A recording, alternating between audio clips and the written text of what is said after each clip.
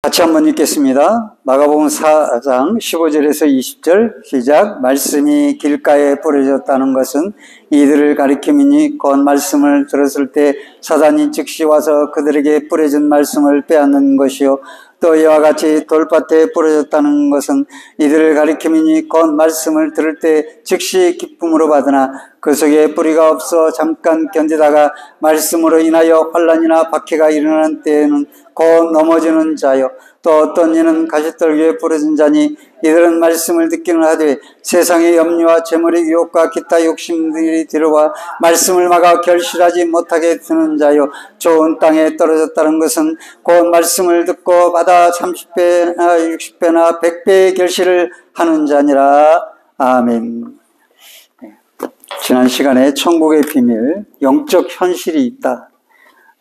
말씀을 아무리 들어도 깨닫지 못하고 또 아무리 입에 넣어줘도 믿지를 못하는 그런 영적 현실이 있다. 그것은 공중의 새가 먹어버리기 때문이다 라고 하는 천국의 비밀의 말씀을 드렸습니다. 이번에 두 번째 말씀인데요, 이사야의 예언을 통해서, 그래서 마태복음 13장 씨 뿌리는 비유와 같은 거죠. 마가복음 4장 말씀은 그 예언을 통해서 주님이 풀어주실 때 이렇게 말씀하셔요. 이사야가 예언을 했는데 너희가 듣기는 들어도 깨닫지 못할 것이요, 보기는 보아도 보지 못하며 들어도 듣지 못하며 깨닫지 못함이라. 너희는 너희 눈으로 봄으로 너희 귀는 들음으로 복이 있도다. 깨닫지 못하는데 너희는 복이 있다 라고 말씀하시는 거죠. 비유를 주신 이유는 이 복 있는 사람과 내부 사람과 외부 사람을 구분하기 위해서 비유를 주신 것이다 라고 말씀을 드렸습니다. 천국의 비밀의 두 번째를 오늘 살펴보는데요, 하나님의 말씀은 시입니다. 이 말씀은 시예요. 이 말씀이 시인데 이 시 안에 어마어마한 생명력이 존재하게 되죠. 그리고 이 시는 수천 배가 되는 나무가 되기도 하고 숲을 이루기도 하죠. 사람들은 이 말씀을 가소평가하고요, 말씀이 무슨 힘이 있어 이렇게 생각할 수가 있어요. 사람의 말은 그럴 수 있지만 하나님의 말씀은 그렇지 않죠. 그래서 베드로가 하나님의 말씀을 저력을 이렇게 설명을 해요. 너희가 거듭난 것은 썩어질 씨로 된 것이 아니오. 즉 거듭나게 하는 건 하나님 말씀 외에는 없다는 거예요. 아무리 세계적인 명언들과 좋은 말들, 우리의 마음을 위로하는 평안케 하는 말들이 수없이 있지만 우리의 생명에 관계할 수가 없다는 겁니다. 그러니까 이 썩어질 씨로 된 것이 아니 썩지 아니할 씨로 된 것이니 살아있고 항상 있는 하나님 말씀으로 되었느니라. 그러므로 모든 육체는 풀과 같고 그 모든 영광은 풀의 꽃과 같으니 풀은 마르고 꽃은 떨어지되 오직 주의 말씀은 세세토록 있도다 하였으니 너희에게 전한 복음이 말씀이니라 그랬습니다. 복음의 말씀이 시인 것이죠. 그 시가 투박하고 볼품없어 보이지만 2000년까지 버텨서 오늘 우리에게까지 이 복음이 전해지게 된 것입니다. 이 말씀이 들려져야 영혼을 살리는 유일한 말씀, 또 우리가 살고 말씀이 들려져야 믿음이 살아나고 말씀이 들려져야 생명이 잉태되고 믿음으로 살게 되는 거죠. 이 말씀이 들려지지 않을 때는 그때는 생명이 죽어가고 또 믿음도 죽어가고 살아 역사할 수가 없게 되는 것이죠. 그래서 말씀이 죽은 사회는 믿음의 삶이 지탱될 수가 없는 거예요. 그러니까 결국은 차단되고 마는 것이죠. 예수님은 이제 사람의 마음 상태를 이제 시가 말씀이니까 밭에 비유하셨어요. 4가지 밭이 나오죠.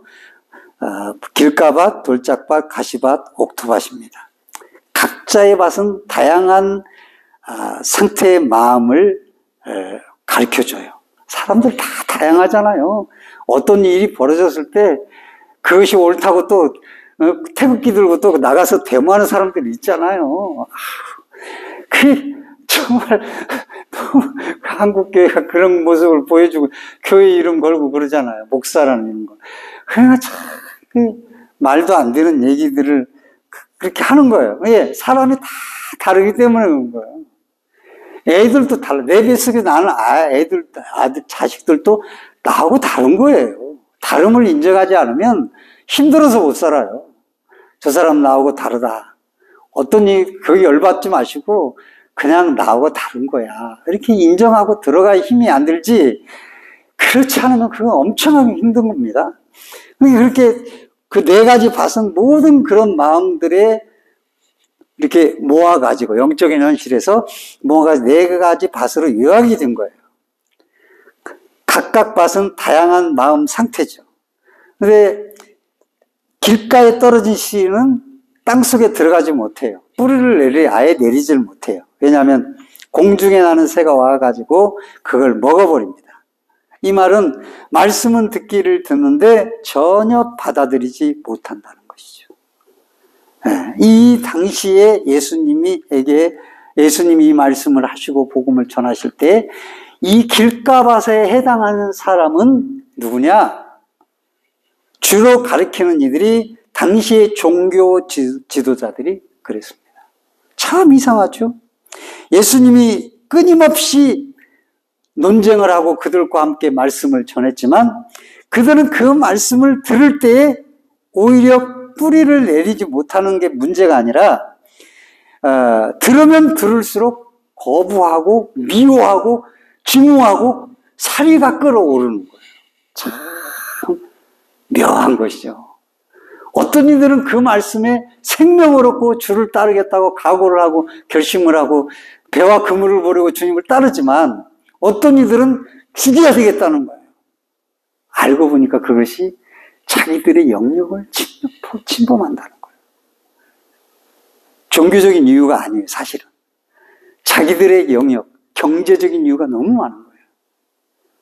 자기 권력, 힘을 저가 와서 우리에게 빼앗으려고 하네. 저거 아무것도 아닌 목수의 아들이 이렇게 된 거예요. 그래서 어떤 말을 해도 죽이고 싶은 거예요. 안 들어가는 거예요. 이건 길가밭이죠. 이들은 다 예수님을 죽이고 싶어하는 그야말로 공중의 권세를 잡은 사단의 앞잡이들이죠. 사단의 유혹에 넘어진 자들이 바로 그 당시의 종교 지도자들입니다. 돌밭에 떨어졌다는 씨 거기는 뭔가 심기는 것 같은데 뿌리를 내리지만은 뜨거운 태양이 나오니까 이 돌짝밭에 습기를 받아들여서 뿌리를 깊게 내릴 수가 없어요. 타서 말라 비틀어 죽어버린 거예요. 아, 이거 정말 아까워 죽겠네, 저거 하나가.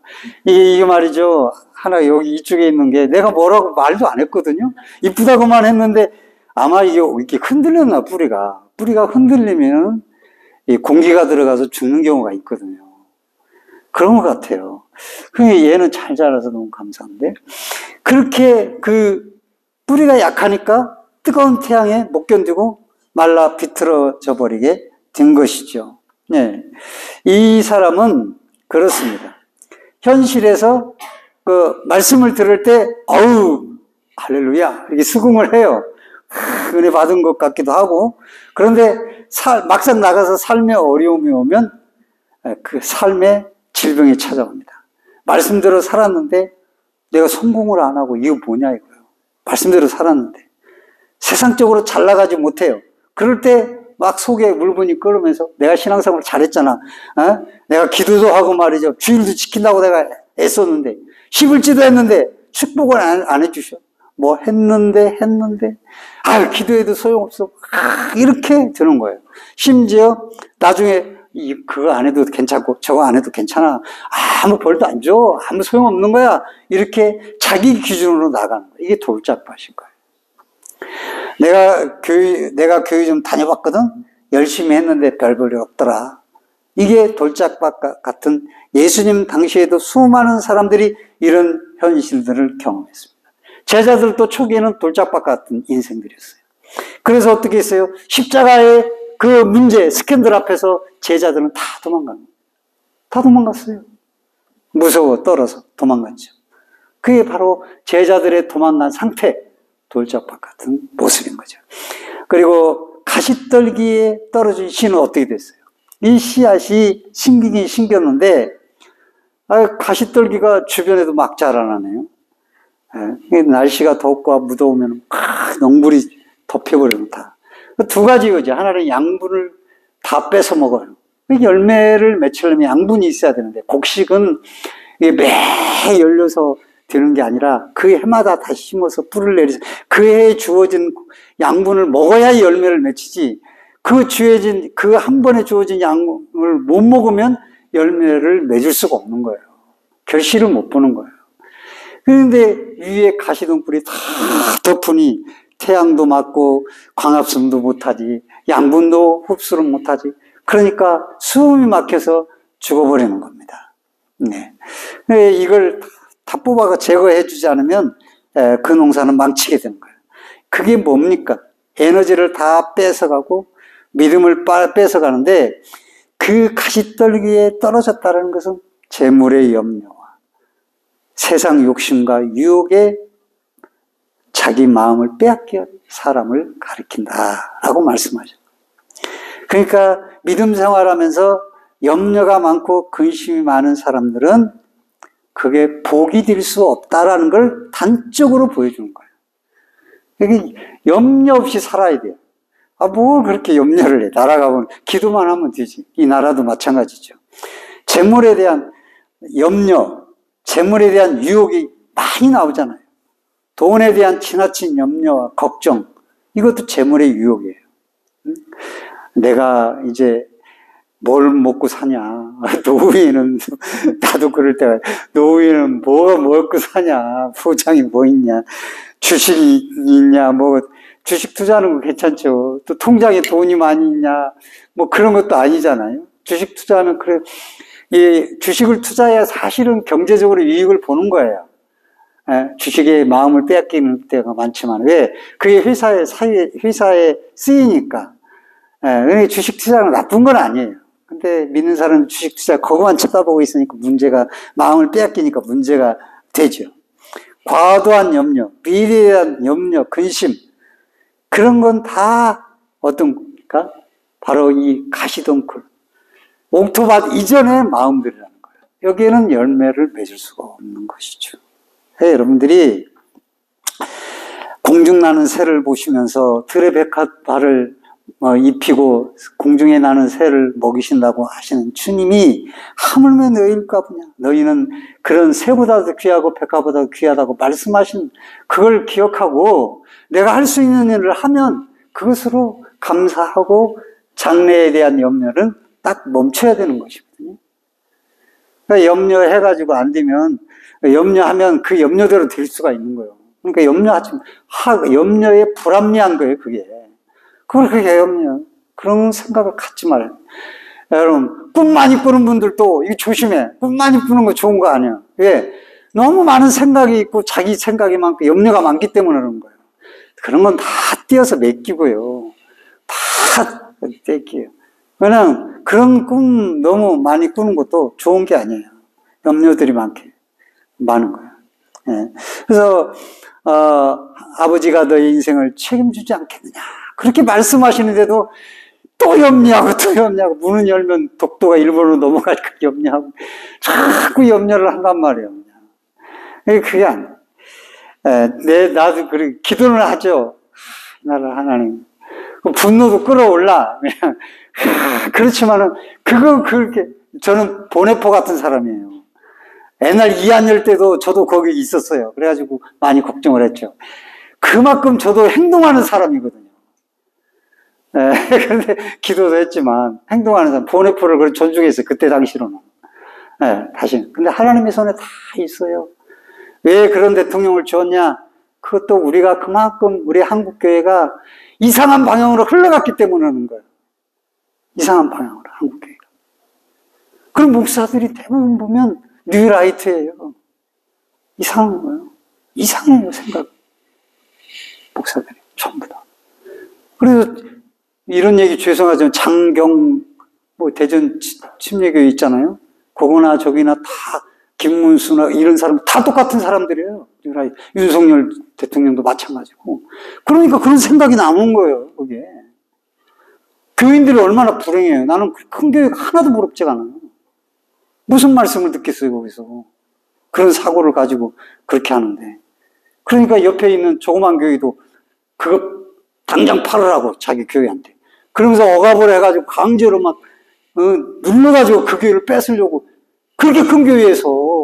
그러니까 그 목사님이 유튜브에 그걸 발표를 해버렸어요. 자기는 아무 그 교회에 대해서 이런 말도 안 했는데, 자기 비방했다고 막 이렇게 말을 해가지고, 자기 이 땅 다른 데 가서 지어줄 테니까 다른 데 개척하라고. 어떻게 보면 좋은 것 같지. 한 교회를 그렇게 억압을 해서 그렇게 작은 교회라고 멸시하고 무시하고. 한국 교회가 그렇게 된 거예요, 지금. 얼마나 잘못해서. 우리 믿는 분들이 잘 바로 해야 되는 거예요. 이제 거기 더 가면 안 되겠어요. 예. 그런 욕심, 세상, 인생, 성공, 그런 신앙의 동기를 가지고 그렇게 그런 것을 위해 달려가는 사람들 절대로 좋은 삶이 아니에요. 그 말씀이 아니에요. 그런 사람들은 가시덤불과 같은 사람이죠. 열매를 맺었는데 쉽게 말해서 이거 쓸데없는 이게 뭐 가시덤불 열매 있잖아요. 이거 그런 건 맺는 거예요. 그게 자기는 나는 많은 열매 맺었어 이럴지 모르지만 주님이 보실 때는 쓰레기 맺은 거예요. 쓰레기는 쓰레기통에 던져야 되는 거예요. 뭐 여러분 마음은 어떤가요? 저도 마음을 돌아봐야죠. 네, 길가밭 같습니까? 나는 길가밭은 아닐 거야. 돌짝밭 같습니까? 그런데 그런데 이게 돌짝밭 같기도 하고, 뭐 어떤 사람이 딱 옥토밭 한정되어 있을 수는 없어요. 어떤 때는 길가밭도 있고요. 내 마음이지만 내 마음이 어떤 때는 내 마음이 길가밭처럼 돼 있어요. 말씀을 들으면 오히려 성질만 나. 들까만 마음이 있어요, 내 속에도. 또 돌짝밭 같은 마음이 있고요. 또 가시덤불 같은 마음들이 있어요. 사방에 막 누가 뭐라 그렇게 하면 그게 가시가 되어가지고 하나님의 평안을 잃어버리고 막 그러는 거예요. 그러니까 여기는 한 사람의 한 인격 안에 이런 네 가지 밭이 존재한다고도 볼 수 있는 거예요. 그러니까 자신 있게 말할 수가 없어요. 나는 옥토밭이다 이렇게 말할 수가 없어요. 그게 핵심이에요. 어떤 때는 돌짝밭이네요. 어떤 때는 가시덤불밭이에요. 어떤 때는 옥토 같아요. 한없이 이 비유를 읽으면 자신감이 없어지죠. 옥토밭입니다. 이렇게 말할 수가 없어요. 그런데 소망이 없다. 그럴 수가 없어요. 옥토밭, 길가밭, 그러니까 소망이 없나? 그렇지 않아요. 너희 중에 누가 30배, 60배, 100배를 맺었냐? 답을 못하겠어요. 그러면 정죄하는 비유인가요? 너희는 그런 놈이야. 너희는 옥토밭도 아니고 말이죠. 돌짝밭, 가시밭이야. 이렇게 정죄하기 위해서 이 말씀을 주신 게 분명히 아닌 거예요. 그리고 농부가 누굽니까? 하나님이 농부세요. 하나님이 농부셔요. 이 당시에 예수 그리스도를 말할 수 있죠. 근데 하나님이 농부신데 하나님의 바보예요. 아무데나 뿌려. 씨가 얼마나 귀한데 여러분. 네? 감자씨 사가지고 그 씨를 아무데나 뿌리겠어요? 길가에 막 뿌려? 예를 들어 벼 해가지고 아무데나 뿌려? 아니죠. 그렇게 안 해죠. 그 날 때다 뿌리죠. 날 때다가. 돌짝밭에 막 뿌려? 이 정신 나간 사람이네. 돌짝을 개간해서 뿌리죠. 그리고 막 뿌리네. 여기는 막 뿌려 농부가. 농부의 마음이 여기 있는 거죠. 농부의 마음. 그게 또 하나의 축복의 비밀입니다. 농부의 마음이. 비유의 절정은 씨나 밭이 아닙니다. 씨가 어떻고 좋고 나쁘고 이런 게 아니에요. 밭이 옥토밭이냐 길가밭이냐 이게 우리가 정점인 것처럼 느껴져요. 그래서 나는 옥토밭이 돼야지. 좋은 것 같아요. 근데 누가 옥토밭이에요? 여러분 나는 옥토밭이라고 말할 수 있는 사람 누가 있어요? 그렇게 못해요. 그럴 수가 없어요. 그런데 이 농부가 막 씨를 뿌려요. 바본가요? 길가가 눈에 안 보일까요? 가성비가 떨어지는, 그런데도 뿌려요. 효율적인 농부의 모습이 아니고 허비의 농부의 모습이죠. 이 씨를 가지고 농토에 심으면 얼마나 많이 나는데 왜 4분의 3을 갖다가 엉뚱한 데라 4분의 3이잖아요. 하나만 옥토밭이잖아요. 거기다 왜 뿌리냐 이거예요. 농부가 하나님이신 거예요. 하나님의 마음이 여기에 담겨 있는 거예요. 길가밭에라도 뿌려서 씨를 거기에 뿌리를 내려서 열매를 맺고 싶어. 너희 길가밭도 씨를 뿌려서 거기에서 열매를 식물이 자라게 하고 뿌리를 내려서 자라게 해서 열매를 보고자 하는 간절한 하나님의 마음이 우리를 향하여 있다라고 하는 것을 여기서 보여주는 거예요. 그러니까 왜 아무데나 뿌리는 것을 기록했냐. 이 농부가 바보여서 그런 게 아니라 이 시에 결국은 열매를 맺고 옥토밭을 만드는 것에 대한 우리의 자존감과 근심과 염려는 우리가 하지 말아야 된다는 것을 보여주는 거예요. 그것은 하나님이 하신 일인 거예요. 길가밭에 뿌리는 것도 하나님이시오. 가시덤 뿌리고 하나님이시오. 옥토밭에 뿌려진 것도 떨어져서 하나님이 다 하시는 거예요. 쉽게 말해서 씨는 뿌려지고 토지는 떨어져서 역할만 하는 거죠. 수동적인 거예요. 농부가 씨 안 뿌리면 끝이에요. 그리고 안 갖고 주면 풀이 다 일어나서 못 먹어요. 찌꺼기나 고독할지. 주식이 될 수 없어요. 네?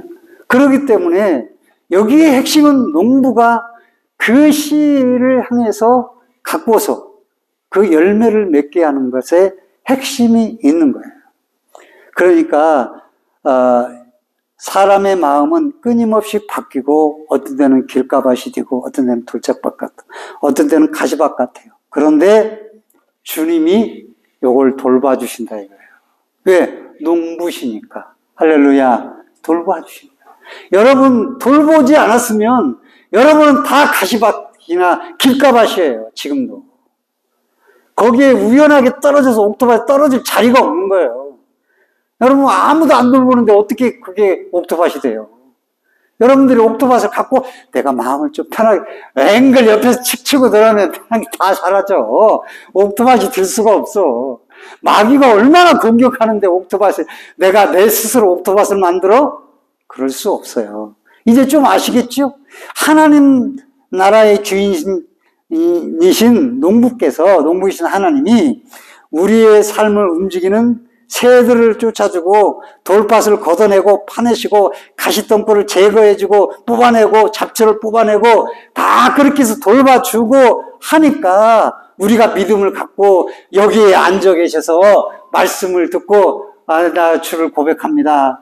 믿음으로 주는 그리스도의 살아계신 하나님 이렇게 고백하는 거예요. 할렐루야. 주님이 그렇게 하신 거예요. 농부시기 때문에. 우리가 잘나서 된 게 아니에요. 전혀 아니에요. 우리가 여기 있을 수 있는 내가 잘나서 여기 있는 수많은 이단에도 안 빠지고 이상하죠. 그렇게 교회에 다닌 중직자들이 이단에 턱턱턱 빠지네. 그들이 뭐 공부를 못해서 무식해서 빠지는 게 아니에요. 거기 빠진 사람들 다 교회 중직자들이에요. 교회에서 뭐 교회 좀 일해서 교사도 하고 이런 사람들이 다 이단에 빠지는 거예요. 여러분 그 사람들은 뭐 안 믿는 사람 생짜배기인 줄 알아요? 이단은 생짜배기 공격도 안 해요. 전도도 안 해요. 그런 사람들은 교회만 전도해. 교회만 교인들만 끌어가. 거기만 장로도 있고 뭐 다 있어요.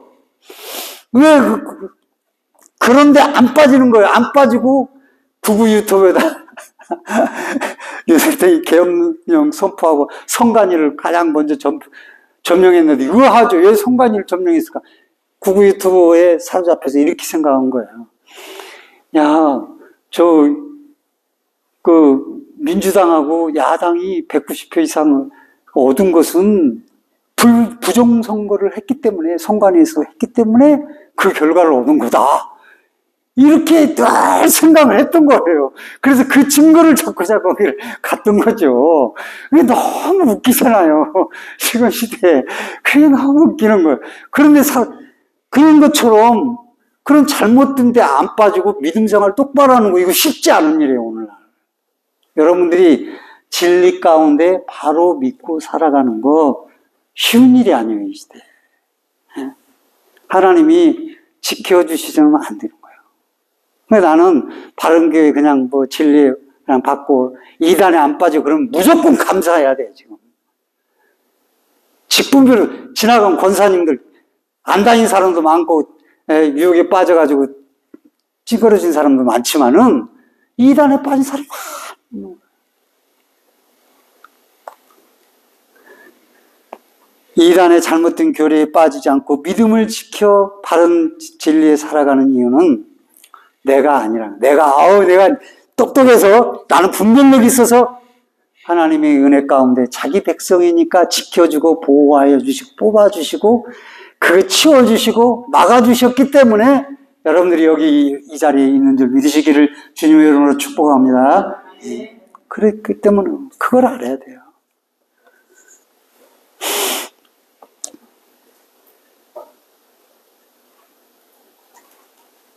우리가 사실 옥토밭이 돼서 열매를 맺기 위해서 내가 한 일은 해야 된다고 생각하는 건 잘못된 겁니다. 나는 사실 한 게 없어요.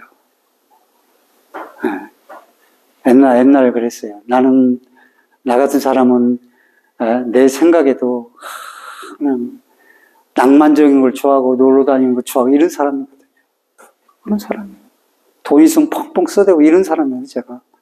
예수 믿고 목사가 돼서 이렇게 그렇게 그럴 사람인지 몰랐지, 나도 내 자신. 은혜 받으면 다 그렇게 되는 건데 그게 내가 된 일이 아니야. 내가 택해서 어떤 그 자그마한 교회 목사나 어떻든 간에 하나님이 나를 세워 주셨기 때문에 한 거지. 내가 그렇게 한다고 되는 게 아니야.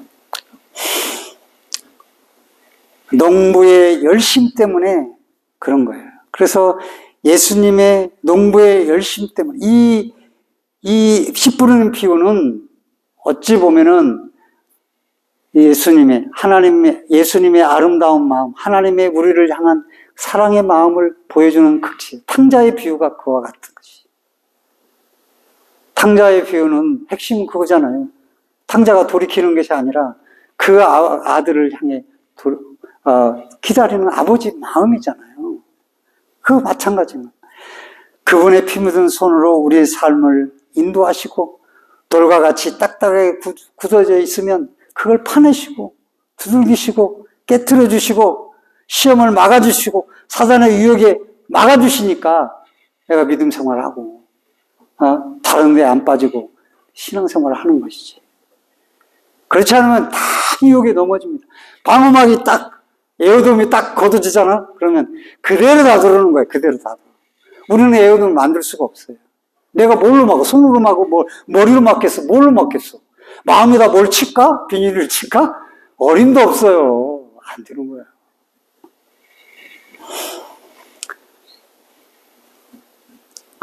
그분이 우리의 심령의 말씀을 심으셔서 오늘 우리는 주는 그리스도시요 살아계신 하나님의 아들이라 이런 신앙 고백하는 교회로 모일 수가 있는 거예요. 이게 하나님의 은혜인 거예요.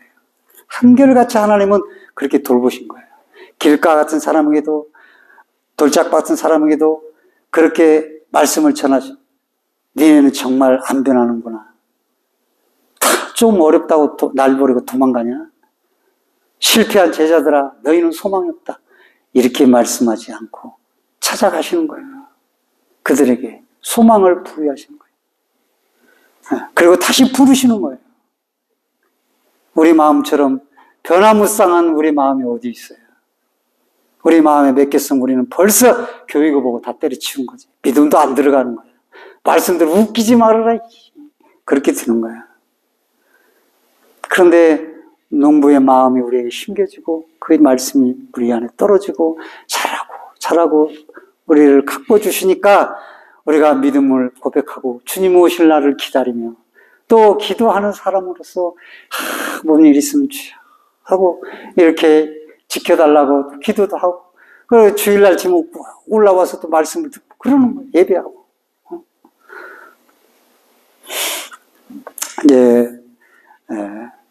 그러면 은혜로 받은 말씀을 맺으면서 열매도 30배, 60배, 100배 열매들은 무엇입니까?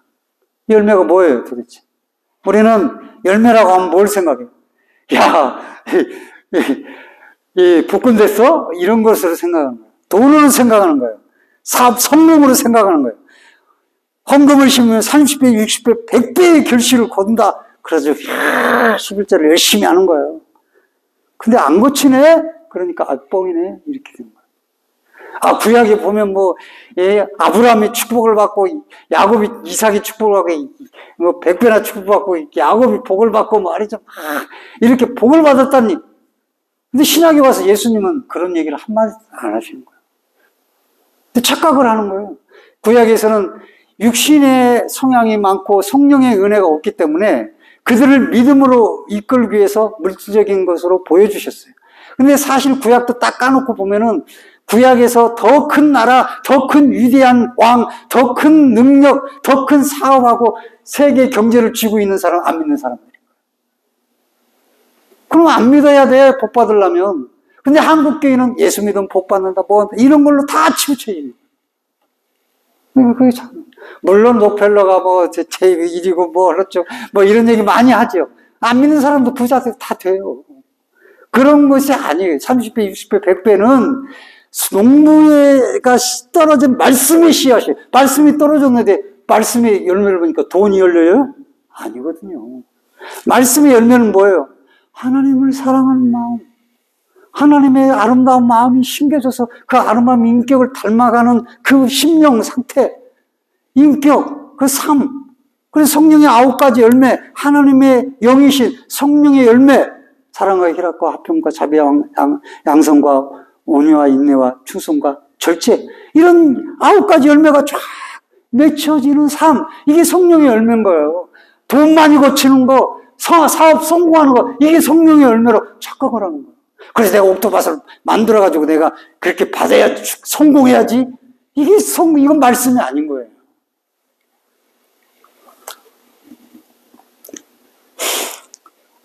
아버지의 영이신 성령의 9가지 열매에서 그런 열매를 맺어 편함없이 믿음의 길을 충성스럽게 가는 것, 이게 바로 성령의 열매고 옥토밭의 열매인 거예요. 말씀을 맺습니다. 주님은 우리 농부이신 그리스도께서 지금도 우리를 향해 진실하게 한결같이 오늘도 우리에게 말씀을 뿌려주시고 우리에게 들려주시는 것, 그 은혜에 감사하는 저와 여러분 되기를 주의 이름으로 축복합니다. 또 우리를 지키시고 돌봐주시고 온갖 돌짝밭과 가시덤불을 제거하시고 은혜의 자리에 우리를 만들어 가게, 은혜의 자리에 가게 하시는 그 믿음을 지키며 살아갈 수 있도록 돌보시는 하나님의 사랑과 은혜에 감사하는 저와 여러분 되시기를 주의 이름으로 축복합니다. 그리고 그 하나님의 사랑을 경시하지 않고 성령의 열매들을 맺어 하나님 나라를 임하게 하려고 살아가는 그런 마음을 갖는 저와 여러분, 그런 심령으로 살기를 원하는 여러분들, 얼마나 하나님 앞에 감사할 일이겠습니까? 하나님 앞에 그 천국의 비밀에 대해서 감사하며 믿음으로 하나님 앞에 하나님의 그 사랑을 바라보며 살아가는 저와 여러분이 되기를 주의 이름으로 간절히 축원드립니다.